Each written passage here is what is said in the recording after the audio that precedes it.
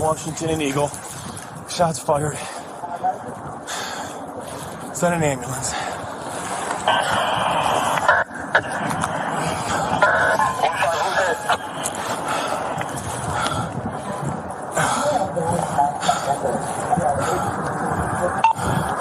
Driver's been hit.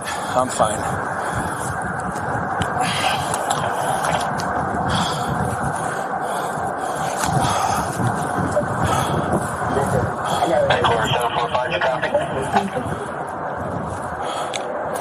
Oh, you dumb.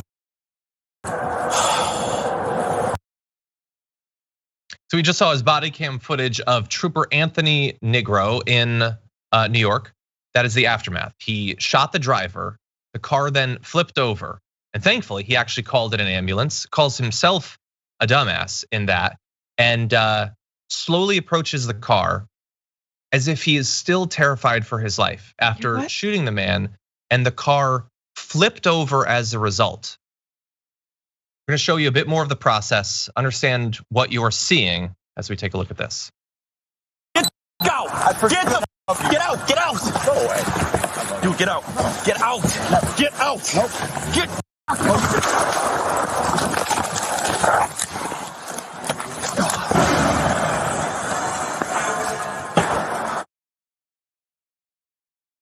Now, while thankfully the footage there is not incredibly graphic, what happened very much is he runs up on the car, tries to yank the person out through the door, through the window. This is James Huber, by the way, who'd been stopped for speeding, driving erratically on Interstate 9.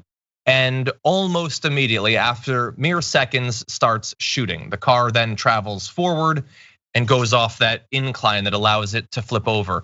People are asking in the chat right now, why did he have his gun out? That's a great question for most of these sorts of situations, but absolutely devastating that what you just saw was a totally needlessly provocation that resulted in a man losing his life. Francesca. I'm trying to get like the series of events exactly. Like the car flips after this, after he's dead? So he shot him. Then the car continued to move forward because the driver had been either seriously wounded or possibly immediately killed. It then travels forward and flips off of something. Yes. It's just. It's what we see so often. It's the immediate expectation that the situation demands, like the presence of lethal. A gun. And then using it almost instantly when the guy doesn't immediately comply with what you're doing. There's admittedly stuff that we don't know necessarily, but he was not posing an immediate threat. All he was doing was saying, "I'm not getting out of the car. Nope, nope, nope." Right, and even by his stance, sort of turning his back to the police officer, he doesn't think that he's going to necessarily be shot. Right? No, I'm just not gonna get out of the car. And then he kills him as a result. In what world? And tell me that the police officer is not gonna claim that it was his taser. It's just so funny. Like everything is a gun except their own gun. That's a taser.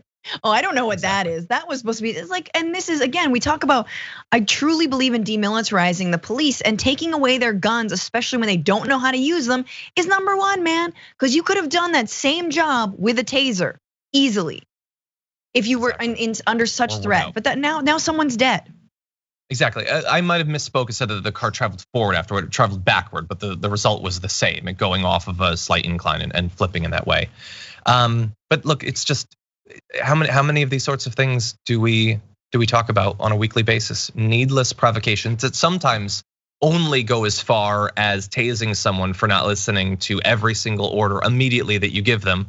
But all too often, the person gets shot, and all too often they end up dying needlessly because we continue to tolerate a system that needs to be totally rebooted from the ground up. Reform doesn't even begin like to get to it. In New York, here in LA, the institutionalization of gangs inside of the LAPD, we allow all of this. And when we finally get a social movement that starts to challenge it, that movement then gets attacked, even by the people who initially pretended that they were potentially allies, because they don't like the terminology. They don't like the idea of defunding what you just saw in that video.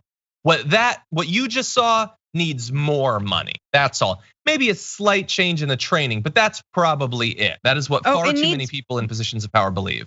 Body cams. Oh God, there was a body cam. Yeah, funny how body cams only allow us to see the horrors and not actually stop them. Exactly. Well, look, there is a GoFundMe that right now for Huber and his surviving family, designed to cover burial costs. So we're gonna show both an excerpt from that here. You can see from Kerry Arnold, and also you can see a shot of it. So James Huber funeral and burial cost is the GoFundMe, which is available right now. Again, there's a lot that we don't know about what happened, but we just saw there's obviously unacceptable, and I think we can all agree on that.